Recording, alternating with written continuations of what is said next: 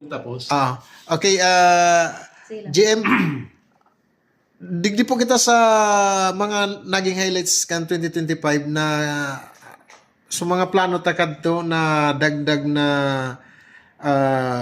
budget, dagdag na supply ng tubig, pagpapakarhay kay mga mga tubo, tapos sa mga pag-action ka mga reklamo. Kumusta po? So, naging action kang LCW di kini?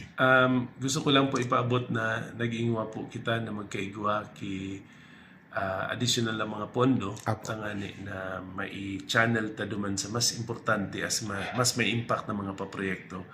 Pero minaluwas man po giraray kulang ang recursos kaysa duman sa pangangaipo. Ang demand mas dakula. Resulta ini kang taon o dekada na daing dakulang investment sa water supply sector. Kung ipapaabot ko lang po sa Indo na kanaglawg ako ligi 27 mil lang ang nagagamit na konsumidores kanti Gaspi. Ngunyan po 30,000 plus na. I see.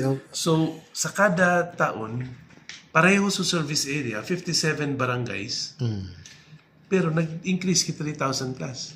So mga So gustong sabihin, kung nag-increase man ang need na mag-upgrade kan facility, nag-increase man so need na mag-expand kan sa muyang service areas, nag-increase man so operational expenses, and kaipuan mo man mag-increase kang sa imong personahe.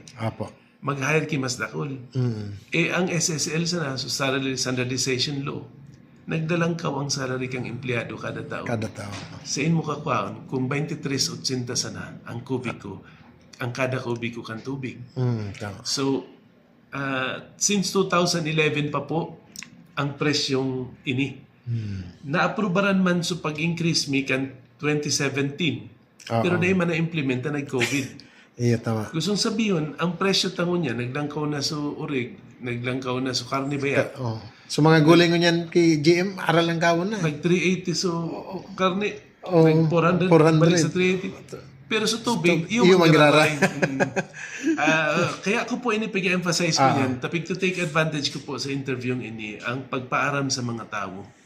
Na tangani magkaigwa ki viability ang sa tuyang enterprise ining Legazpi City Water District.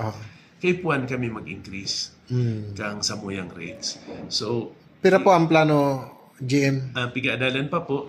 Pero so dating na-approve na, nag-aabot po sa 28 pesos. So kang 2017 pang in-approve.